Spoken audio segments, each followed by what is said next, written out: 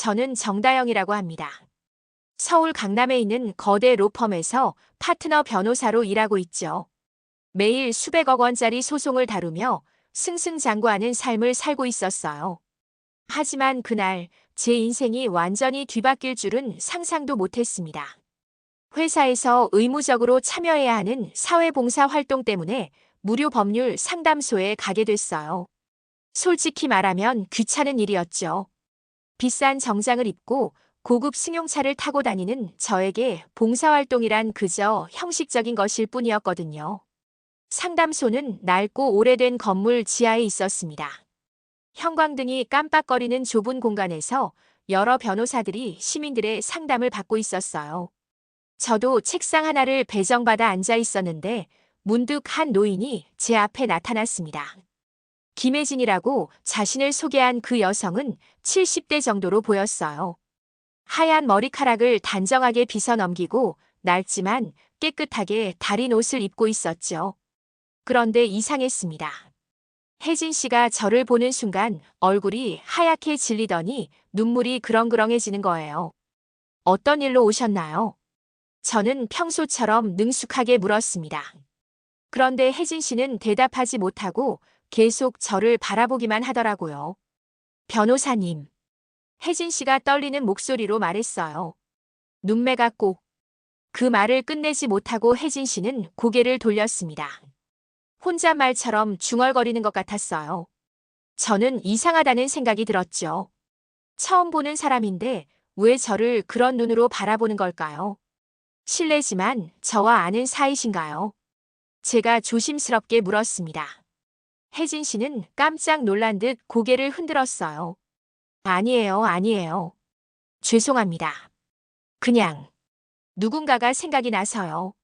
하지만 저는 이상하게 혜진 씨에게 끌리는 걸 느꼈습니다.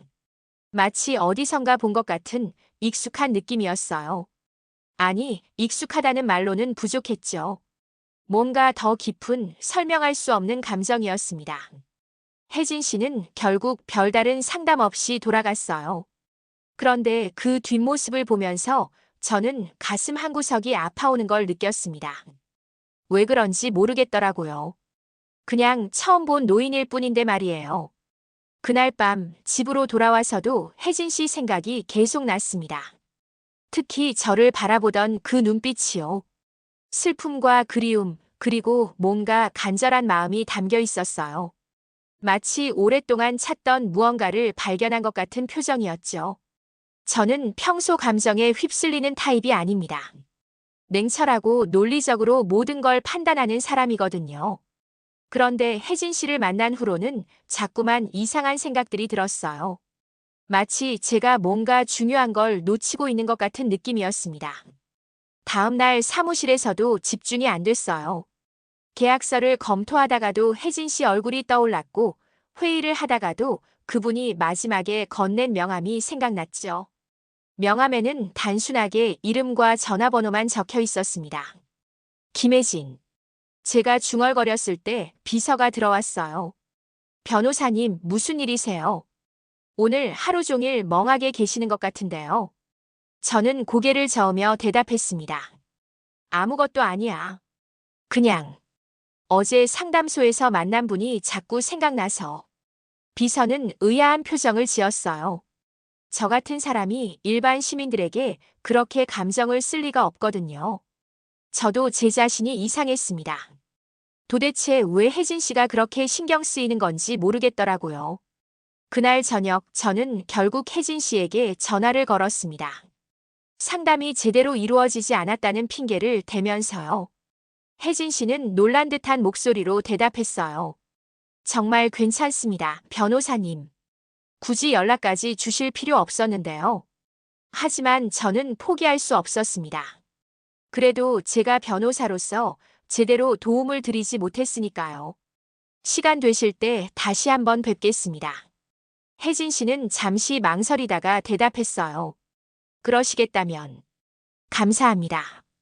통화를 끝내고 나서도 저는 이상한 기분이었습니다. 마치 뭔가 운명적인 일이 시작되는 것 같은 예감이 들었어요. 그때는 몰랐죠. 혜진 씨와의 만남이 제 인생의 모든 진실을 바꿔놓을 거라는 걸 말입니다. 며칠 후 혜진 씨와 다시 만났을 때 저는 그분의 사연을 들을 수 있었습니다. 혜진 씨는 30년 전 살인죄로 복역했다고 했어요. 당시 28살이었는데 지금은 환갑이 다 되어 세상에 나왔다고 하더라고요. 30년이나. 저는 말을 잇지 못했습니다. 인생의 절반을 감옥에서 보낸 거잖아요. 혜진 씨는 담담한 표정으로 말했어요. 저도 억울한 게 있긴 하지만 이제 와서 뭘 하겠어요. 그냥 남은 인생이라도 조용히 살려고 합니다. 하지만 저는 뭔가 이상했습니다. 혜진 씨의 눈빛에서 깊은 슬픔을 느꼈거든요. 단순히 억울한 죄수의 슬픔이 아니라 뭔가 더 깊고 절절한 아픔이 담겨 있었어요. 혹시 사건 기록을 볼 수 있을까요? 제가 조심스럽게 물었습니다. 혜진 씨는 놀란 듯 저를 바라봤어요. 굳이 그러실 필요 없습니다. 다 끝난 일이에요. 그래도 한번 살펴보고 싶어요. 혹시 놓친 부분이 있을 수도 있거든요. 사실 저도 왜 그렇게 말했는지 모르겠습니다. 그냥 본능적으로 혜진 씨의 사건이 궁금했어요. 마치 제가 꼭 알아야 할 것 같은 느낌이었죠. 결국 혜진 씨는 동의해 주었고 저는 30년 전 사건 기록을 구해서 읽기 시작했습니다. 그런데 기록을 읽으면서 이상한 기분이 들기 시작했어요. 뭔가 익숙한 느낌이었거든요. 사건은 이랬습니다.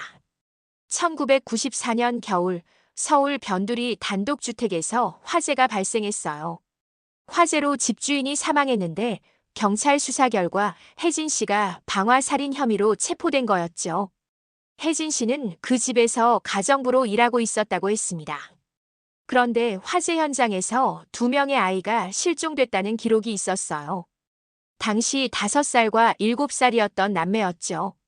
아이들의 시신은 발견되지 않았고 경찰은 화재로 인해 완전히 소실된 것으로 추정한다고 결론지었습니다. 저는 그 대목을 읽으면서 온몸에 소름이 돋았어요. 왜냐하면 제가 어릴 때 겪은 화재 사건과 너무 비슷했거든요. 저도 5살 때 화재를 당한 기억이 있었어요. 물론 희미한 기억이지만 말이죠. 더 이상했던 건 실종된 아이들의 정보였습니다. 남자아이는 정지훈, 여자아이는 정다영이었어요. 제 이름과 똑같았죠. 우연의 일치라고 하기엔 너무 기가 막혔습니다. 저는 급하게 혜진 씨에게 전화를 걸었어요. 혹시 실종된 아이들에 대해 더 자세히 아시는 게 있나요? 혜진 씨는 한동안 말이 없더니 떨리는 목소리로 대답했습니다. 변호사님, 혹시 직접 만날 수 있을까요? 전화로는 할 수 없는 얘기가 있어요. 다음 날 만난 혜진 씨는 완전히 다른 사람 같았어요. 지난번에는 조심스럽고 위축된 모습이었는데 이번에는 뭔가 결연한 표정이었죠. 다영아. 혜진 씨가 갑자기 제 이름을 불렀어요. 저는 깜짝 놀랐습니다. 어떻게 제 이름을? 너를 본 순간 알았다. 너는 내 딸이야. 혜진 씨의 말에 저는 머리가 하얗게 됐습니다. 뭔 소리인지 이해가 안 됐거든요. 무슨 말씀이세요? 저는 정다영이고 부모님도 따로 계시는데. 아니야, 다영아. 너는 내가 낳은 딸이다. 30년 전 그 화재에서 죽은 줄 알았는데. 혜진 씨는 눈물을 흘리며 말했어요. 저는 분노와 혼란에 빠졌습니다.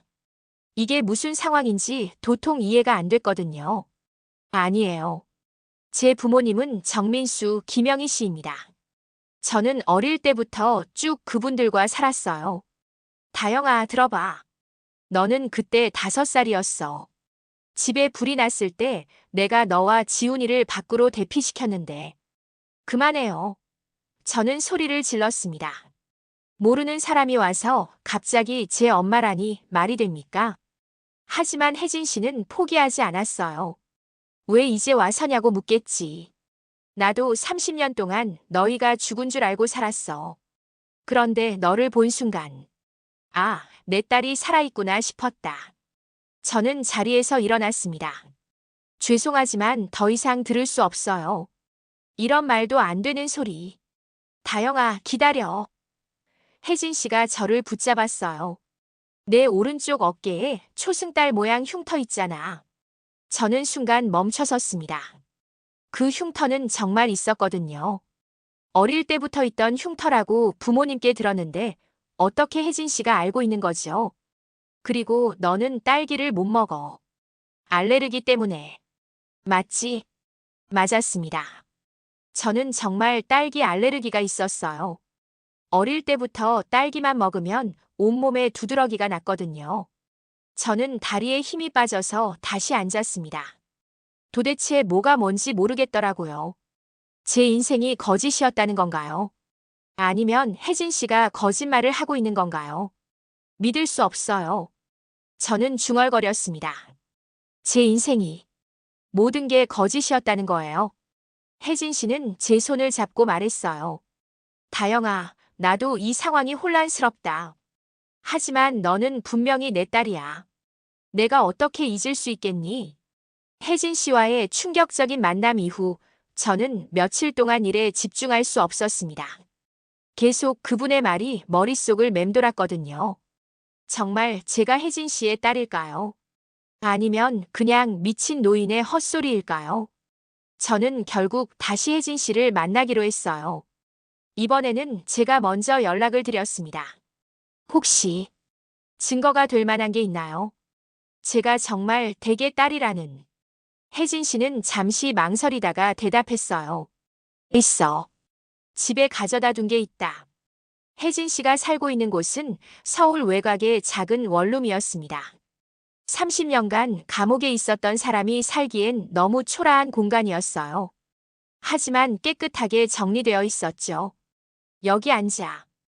혜진 씨가 방석을 깔아주며 말했어요.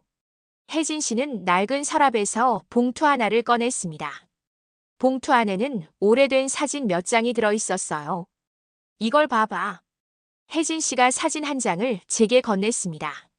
사진 속에는 두 아이가 웃고 있었어요. 남자아이와 여자아이였죠. 아이들은 놀이터에서 그네를 타며 환하게 웃고 있었습니다. 사진이 오래되어서 색이 바랬지만 아이들의 밝은 표정은 선명했어요. 저는 사진을 보는 순간 심장이 쿵 떨어지는 걸 느꼈습니다. 사진 속 여자아이가 저와 너무 닮았거든요. 눈매, 코 모양, 입술 모양까지 정말 똑같았어요. 이 아이가. 저는 떨리는 목소리로 물었습니다. 너야, 다영아. 5살 때 찍은 사진이다. 옆에 있는 건 내 오빠 지훈이고. 저는 사진을 더 자세히 들여다봤어요. 정말 제 어릴 때 모습과 똑같았습니다. 특히 눈 아래 작은 점까지 같은 위치에 있었거든요. 그리고 이것도 봐. 혜진 씨가 다른 사진을 보여줬어요. 두 번째 사진에는 혜진 씨와 아이 둘이 함께 있었습니다. 혜진 씨는 지금보다 훨씬 젊었고 환한 미소를 짓고 있었어요. 아이들을 양쪽으로 안고 있는 모습이 정말 행복해 보였죠. 우리 가족 사진이야. 마지막으로 찍은 거다. 저는 사진을 보면서 이상한 감정에 휩싸였습니다. 뭔가 그리운 느낌이었어요. 마치 잊고 있던 기억이 되살아나는 것 같았죠. 근데 이 사진들을 어떻게 가지고 계신 거죠? 화제가 났는데. 혜진 씨는 슬픈 미소를 지으며 대답했어요. 감옥에 들어가기 전에 친구한테 맡겨뒀어. 혹시 모르니까 말이야. 저는 계속 사진을 바라봤습니다. 특히 오빠라고 하는 남자아이요. 왠지 익숙한 느낌이 들었어요. 어디선가 본 것 같은데 기억이 안 났습니다. 지훈이는 어떻게 됐나요? 모르겠어. 너처럼 어디선가 살고 있겠지. 30년 동안 찾으려고 했는데 소식이 없더라. 혜진 씨는 눈물을 닦으며 말했어요. 너희 둘 다 죽은 줄 알고 살았는데 다영이라도 살아있어서 다행이야. 저는 혼란스러웠습니다. 사진을 보니 혜진 씨 말이 맞는 것 같기도 했거든요.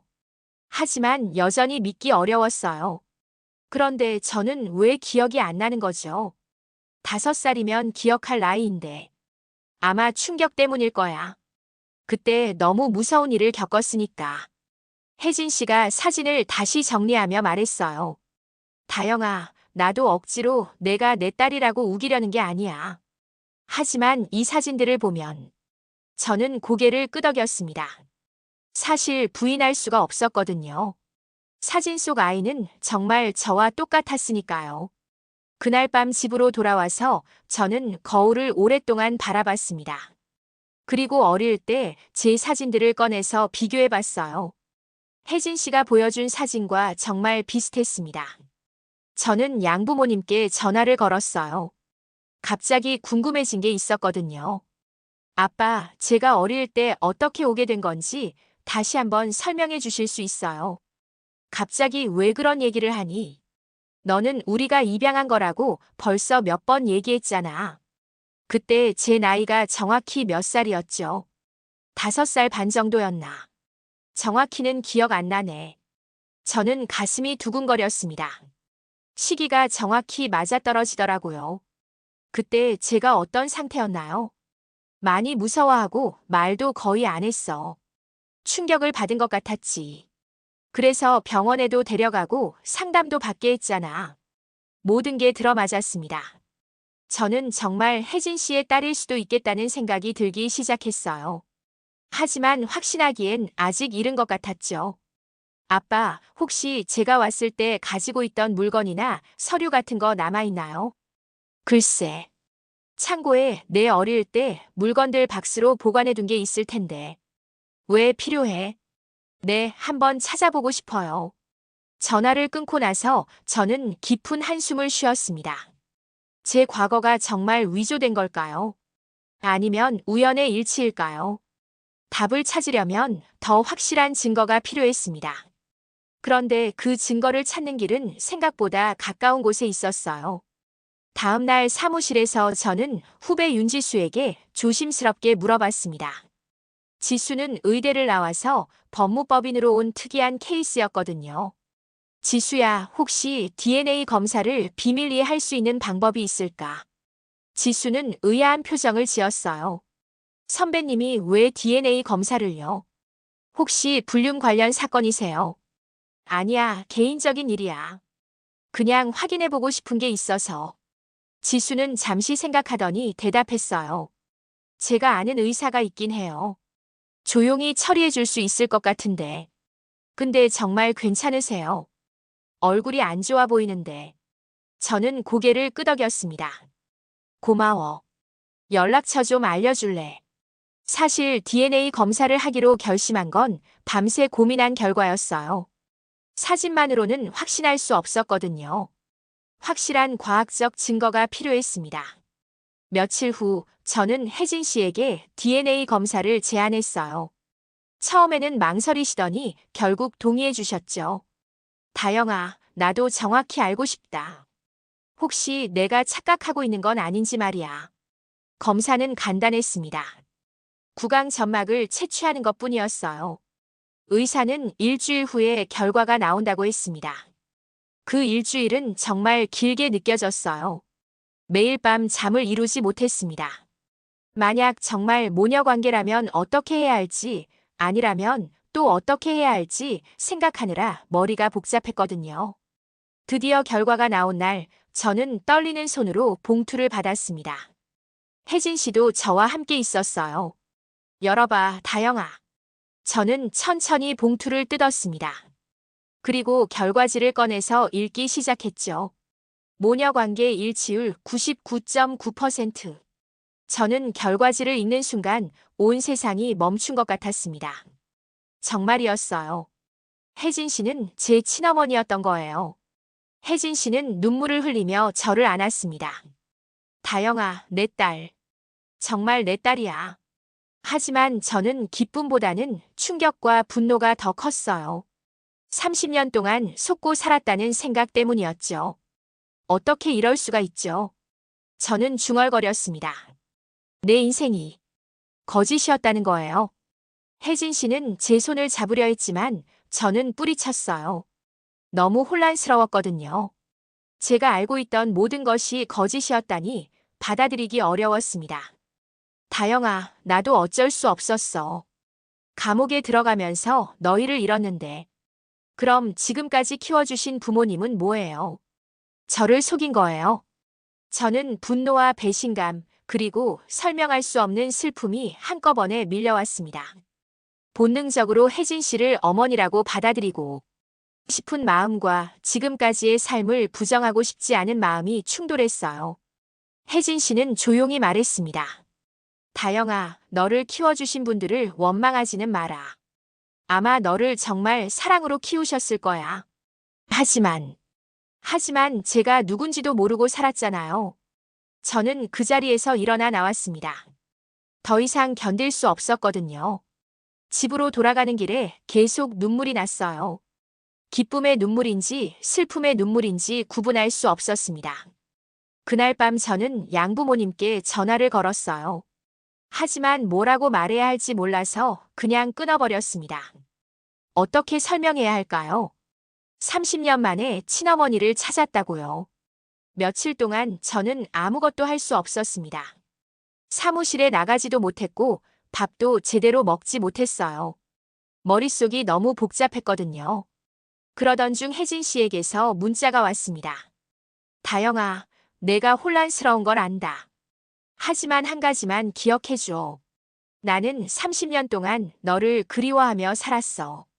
이제라도 내가 살아있다는 걸 알게 되어서 행복해. 그 문자를 읽고 나서 저는 또 울었습니다. 혜진 씨의 마음도 이해가 됐거든요. 30년 동안 죽은 줄 알았던 딸을 다시 만난 기분이 어떨까요? 저는 결국 다시 혜진 씨를 만나기로 했습니다. 이번에는 제가 먼저 연락을 드렸어요. 어머니. 저는 처음으로 혜진 씨를 그렇게 불렀습니다. 혜진 씨는 그 말을 듣고 눈물을 흘렸어요. 고마워, 다영아. 그렇게 불러줘서. 아직 완전히 받아들인 건 아니에요. 하지만 사실인 것 같으니까요. 저는 여전히 혼란스러웠지만 혜진 씨가 제 어머니라는 사실만큼은 받아들이기로 했습니다. DNA는 거짓말하지 않거든요. DNA 검사 결과를 받고 며칠이 지난 후 저는 중요한 결정을 내렸습니다. 혜진 씨의 재심을 신청하기로 한 거예요. 30년 전 사건에 뭔가 석연치 않은 부분이 너무 많았거든요. 정말 괜찮겠어요, 다영아. 이미 끝난 일인데. 혜진 씨는 걱정스러운 표정으로 말했어요. 하지만 저는 마음을 굳혔습니다. 어머니가 정말 무죄라면 밝혀져야죠. 30년이나 억울하게 감옥에 있었는데 그냥 넘어갈 순 없어요. 사실 저도 확신이 서지 않았습니다. 하지만 사건 기록을 다시 읽어보니 의문점이 한두 가지가 아니었어요. 증거도 부족했고 증인 진술도 일관성이 없었죠. 재심 신청 과정은 복잡했습니다. 새로운 증거나 증인이 필요했거든요. 저는 밤낮으로 자료를 찾아다녔어요. 30년 전 사건의 관련자들을 추적하는 것도 쉽지 않았습니다. 드디어 재심이 받아들여졌고 첫 공판 날짜가 정해졌습니다. 저는 혜진 씨의 변호인으로 법정에 서게 되었어요. 재판 당일 저는 일찍 법원에 도착했습니다. 혜진 씨도 긴장한 표정으로 오셨죠. 괜찮아요, 어머니. 제가 꼭 무죄를 입증할게요. 고마워, 다영아. 내가 있어서 힘이 난다. 법정에 들어가서 자리에 앉은 후 저는 검사석을 바라봤습니다.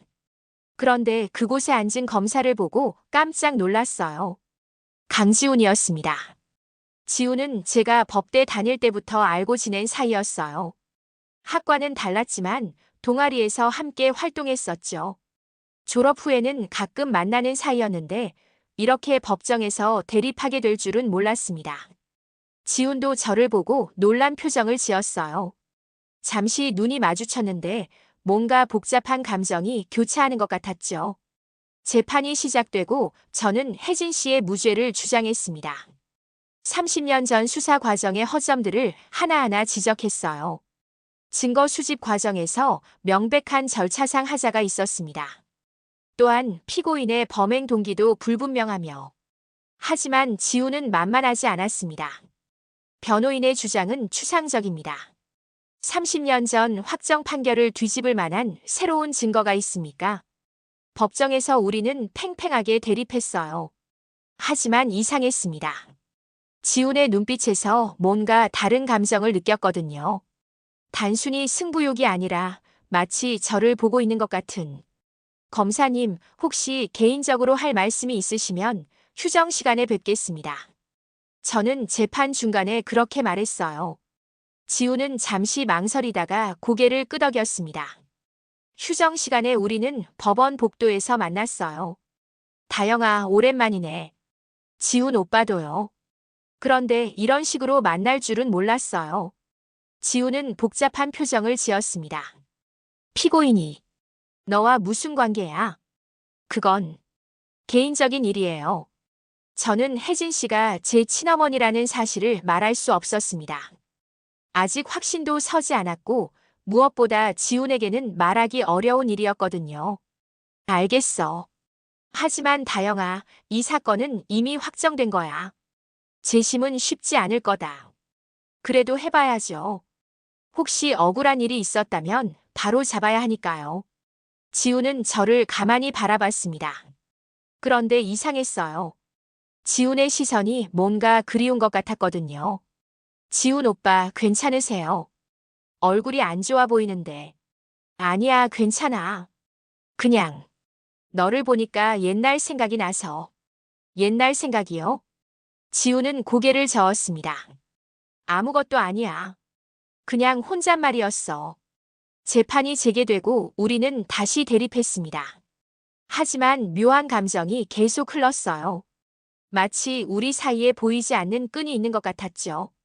재판이 끝나고 나서 저는 혜진 씨와 함께 법원을 나왔습니다. 그런데 주차장에서 지훈과 다시 마주쳤어요. 다영아. 지훈이 저를 불렀습니다. 네. 혹시 너는 어릴 때 어떻게 자랐어? 갑작스러운 질문에 저는 당황했습니다. 왜 그런 걸 물어보세요? 그냥 궁금해서. 너를 보면 자꾸 어릴 때 생각이 나거든. 저는 가슴이 두근거렸습니다. 혹시 지훈도 저와 비슷한 과거가 있는 건 아닐까요? 지훈 오빠는 어떻게 자라셨어요? 나는 고아원에서 자랐어. 어릴 때 기억은 거의 없고. 그 말을 듣는 순간 저는 번개를 맞은 것 같았습니다. 혜진 씨가 말했던 오빠가 혹시 지훈인 건 아닐까요? 저는 지훈의 팔을 자세히 봤습니다. 그런데 정말로 작은 점이 하나 있더라고요. 마치 사진에서 봤던 남자아이와 같은 위치예요. 지훈 오빠. 저는 떨리는 목소리로 말했습니다. 왜? 혹시 진짜 이름이 정지훈인가요? 지훈은 깜짝 놀란 표정을 지었습니다. 어떻게 알았어? 나는 고아원에서 강씨 성을 받았는데. 저는 온몸에 소름이 돋았습니다. 정말로 지훈이 제 오빠였던 거예요. 그래서 처음 봤을 때부터 이상하게 친근했던 거군요. 지훈이 제 친오빠일 수도 있다는 충격적인 깨달음 이후 저는 며칠 동안 혼란에 빠졌습니다. 바로 확인하고 싶었지만 어떻게 접근해야 할지 막막했거든요. 결국 혜진 씨에게 먼저 이야기하기로 했어요. 어머니, 혹시 지훈이에 대해 더 자세히 기억나는 게 있으세요? 혜진 씨는 눈을 감고 생각에 잠겼습니다. 지훈이는 너보다 2살 많았어. 정말 착한 아이였지. 너를 무척 아꼈고. 외모는 어땠나요? 키가 또래보다 컸고 왼쪽 팔목에 작은 점이 있었어. 그리고 혜진 씨가 갑자기 말을 멈췄습니다. 그리고요? 지훈이는 말을 좀 늦게 했어. 5살까지도 말이 서툴렀지. 그래서 걱정을 많이 했었는데 저는 가슴이 두근거렸습니다. 강지훈도 어릴 때 언어장애가 있었다고 들었거든요. 고아원에서 상담을 많이 받았다고 했었어요. 어머니, 제가 아는 사람 중에 혹시 지훈이일 수도 있는 사람이 있어요. 혜진 씨는 놀란 표정을 지었습니다. 정말? 누구야? 이번 재판에서 검사로 나온 강지훈이라는 사람인데요. 나이도 맞고 고아원 출신이라고 했어요. 혜진 씨는 한동안 말이 없더니 눈물을 흘리기 시작했습니다. 지훈이도 살아있구나. 너희 둘 다 살아있었구나. 저는 혜진 씨를 안아드렸어요. 30년 만에 2자녀를 모두 찾게 된 기분이 어떨까요? 하지만 문제가 있었습니다. 지우는 지금 혜진 씨의 상대편 검사였거든요. 어떻게 접근해야 할지 고민이 됐어요. 다음 재판 날 저는 지훈에게 따로 시간을 내달라고 부탁했습니다. 중요한 얘기가 있어요. 개인적인 일이긴 하지만 지훈은 망설이다가 동의했습니다. 재판이 끝나고 카페에서 만나자. 재판이 끝난 후 우리는 법원 근처 조용한 카페에서 만났어요. 저는 어떻게 말을 꺼내야 할지 몰라서 한참을 망설였습니다. 무슨 얘기야? 뭔가 심각해 보이는데. 지훈 오빠. 아니, 지훈 씨. 혹시 어릴 때 기억나는 게 정말 아무것도 없나요? 왜 그런 걸 묻지? 그냥 중요한 일이라서요. 지훈은 잠시 생각하더니 대답했어요. 가끔 꿈을 꿔. 불길이 보이고 누군가가 날 부르는 소리가 들리고. 하지만 명확하지 않아.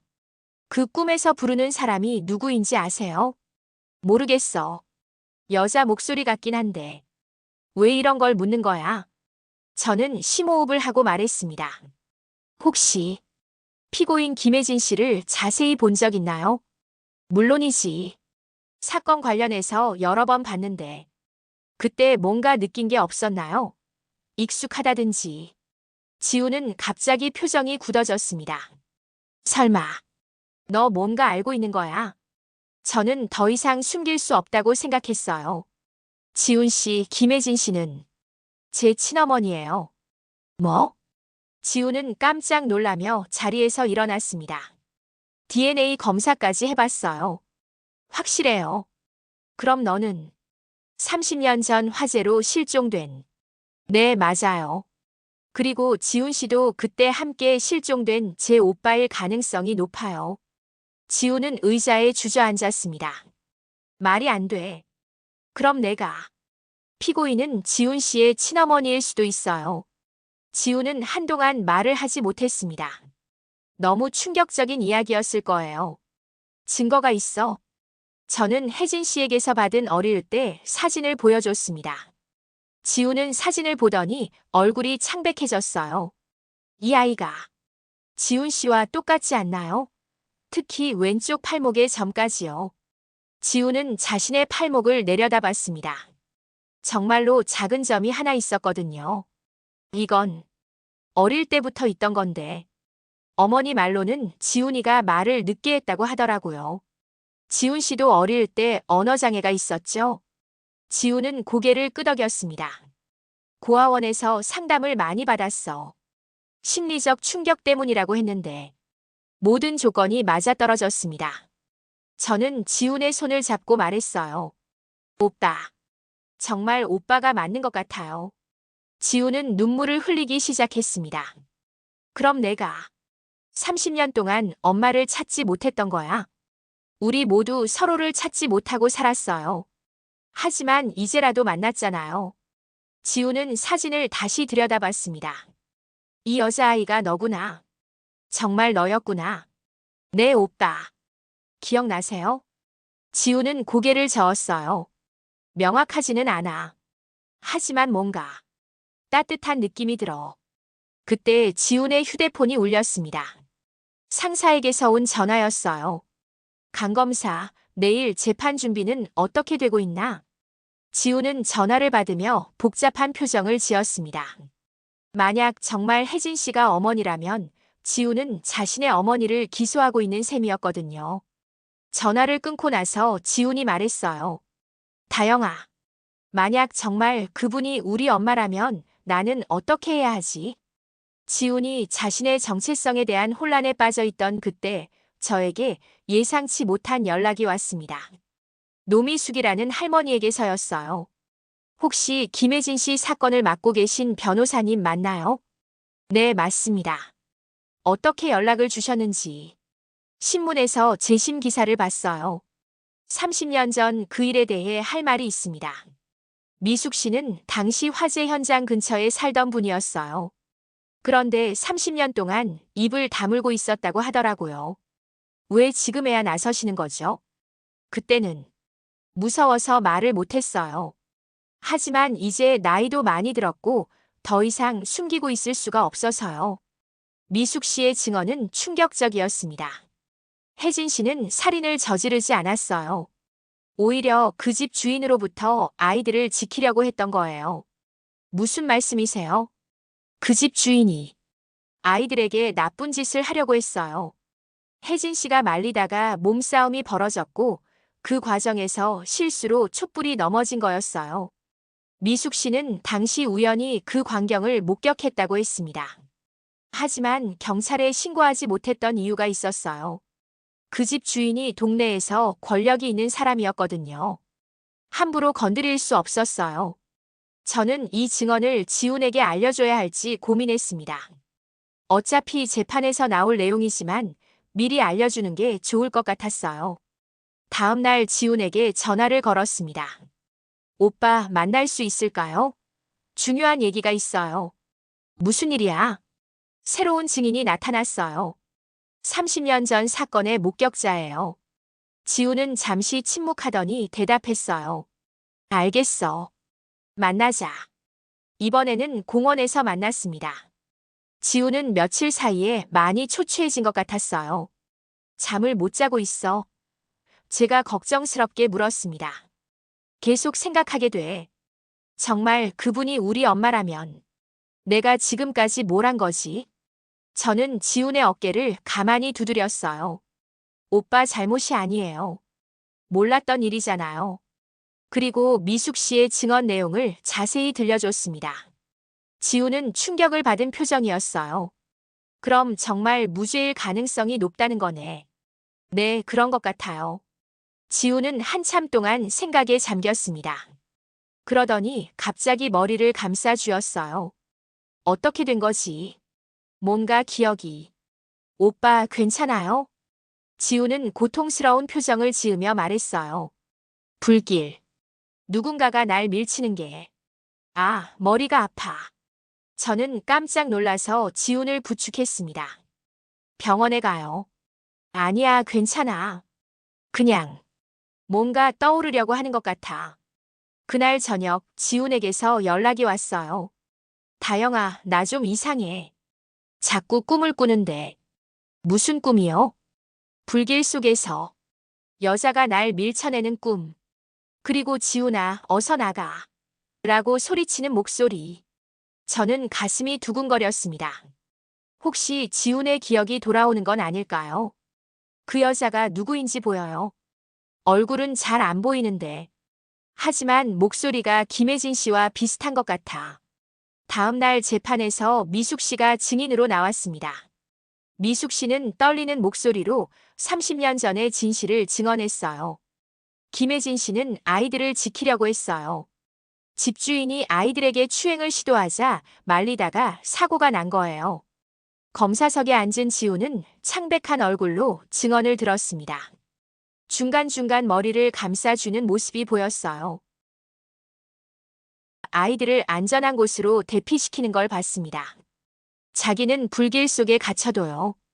그 증언을 들은 순간 지훈이 갑자기 자리에서 일어났습니다. 잠깐만요. 재판장이 놀라서 물었어요. 검사님, 무슨 일입니까? 지훈은 혜진 씨를 바라보며 떨리는 목소리로 말했습니다. 엄마가 불길 속에서 날 밀쳐냈어. 그게 마지막이었어. 법정이 술렁이었습니다. 지훈의 기억이 돌아온 거였어요. 엄마였구나. 지훈은 검사석을 벗어나 혜진 씨에게 다가갔습니다. 혜진 씨도 지훈을 알아보고 눈물을 흘렸어요. 지훈아, 내 아들. 정말 지훈이구나. 엄마 미안해요. 30년 동안 못 찾아서. 모든 사람들이 이 감동적인 재회를 지켜봤습니다. 저도 눈물이 나더라고요. 드디어 우리 가족이 모두 만났거든요. 재판장은 잠시 휴정을 선언했습니다. 지훈은 더 이상 이 사건의 검사로 있을 수 없다고 판단했거든요. 휴정 시간에 우리 세 사람은 법원 상담실에서 만났어요. 30년 만에 가족 상봉이었습니다. 지훈아, 다영아. 정말 너희구나. 혜진 씨는 우리를 번갈아 안으며 눈물을 흘렸어요. 엄마, 그동안 얼마나 힘드셨어요? 지훈이 말했습니다. 괜찮다. 너희가 살아있다는 걸 알았으니까 이제는 괜찮아. 저도 혜진 씨와 지훈을 안았습니다. 비로소 진짜 가족이 된 기분이었어요.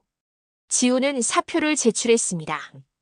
더 이상 검사로 일할 수 없다고 했어요. 자신의 어머니를 기소했던 죄책감 때문이었죠. 오빠, 그렇게까지 할 필요 없어요. 아니야, 다영아. 내가 선택한 일이야. 이제는 엄마 곁에 있고 싶어. 며칠 후 새로운 검사가 배정되어 재판이 재개됐습니다. 미숙 씨의 증언과 새로 발견된 증거들로 인해 상황은 완전히 뒤바뀌었어요. 재판은 예상보다 빨리 끝났습니다. 미숙 씨의 증언과 함께 당시 현장에서 발견된 새로운 물증들이 혜진 씨의 무죄를 명확하게 입증했거든요. 판사는 엄숙한 목소리로 판결을 선고했습니다. 피고인 김혜진에 대하여 무죄를 선고한다. 그 순간 저는 안도의 눈물을 흘렸어요. 드디어 어머니의 억울함이 풀린 거였거든요. 혜진 씨는 30년 만에 떳떳하게 세상에 나올 수 있게 됐습니다. 지훈과 저는 어머니를 양쪽에서 부축하며 법원을 나왔어요. 이제 정말 끝났네요, 엄마. 고마워, 다영아. 너 덕분이야. 지훈도 어머니의 다른 쪽 손을 잡으며 말했어요. 엄마, 이제 우리 함께 살아요. 하지만 혜진 씨는 고개를 저었습니다. 너희는 너희 삶이 있잖아. 나 때문에 포기할 순 없어. 무슨 말씀이세요? 30년 동안 떨어져 살았는데 이제라도 함께 있어야죠. 저는 이미 마음을 정하고 있었어요. 로펌을 그만두고 새로운 시작을 할 생각이었거든요. 저도 회사 그만둘 거예요. 이제는 정말 중요한 게 뭔지 알겠어요. 그날 저녁 우리는 작은 식당에서 가족 식사를 했습니다. 30년 만에 함께하는 식사였어요. 지훈아, 너 어릴 때 당근을 못 먹었는데 지금도 그러니? 혜진 씨가 웃으며 물었습니다. 지훈은 놀란 표정을 지었어요. 어떻게 아세요? 지금도 당근만 보면. 엄마가 다 기억하고 있어. 다영이는 계란 후라이를 좋아했고 정말 신기했습니다. 저는 지금도 계란 후라이를 제일 좋아하거든요. 엄마는 30년 동안 우리를 어떻게 기억하고 계셨어요? 매일 밤 너희 생각하며 잠들었어. 혹시 어디선가 잘 살고 있을까 하면서. 혜진 씨의 말에 우리는 모두 눈물을 흘렸어요. 얼마나 그리웠을까요? 이제는 정말 함께 살 수 있겠네요. 지훈이 말했습니다. 그래, 이제는 절대 떨어지지 말자. 저는 어머니와 오빠의 손을 잡고 약속했어요. 다시는 잃어버리지 않겠다고요. 며칠 후 우리는 함께 살 집을 구했습니다. 크지는 않지만 세 식구가 살기에 충분한 아파트였어요. 이사 첫날 어머니가 부엌에서 저녁을 준비하고 계셨어요. 지우는 거실에서 TV를 보고 있었고 저는 방에서 짐을 정리하고 있었죠. 다영아, 지훈아, 밥 먹자. 어머니가 부르시는 소리에 우리는 식탁으로 모였습니다. 어머니가 정성스럽게 차려주신 밥상이었어요. 30년 만에 내가 너희들 밥을 차려주네. 혜진 씨는 행복한 미소를 지으셨습니다. 맛있어요, 엄마. 지훈이 말했어요. 정말 맛있어요. 어떻게 이렇게 맛있게 하세요? 엄마 손맛이야. 너희가 어릴 때도 내 요리를 좋아했어. 우리는 웃으며 식사를 했습니다. 평범하지만 소중한 시간이었어요. 식사를 마치고 우리는 거실에 모여 앉았어요. 어머니는 오래된 앨범을 꺼내셨습니다. 이거 봐봐. 너희 어릴 때 사진들이야. 사진을 보면서 어머니는 하나하나 설명해 주셨어요. 우리가 잊고 있던 추억들을 다시 들려주셨죠. 이때 지훈이가 다영이 때문에 울었었어. 장난감을 빼앗겼다고. 정말요?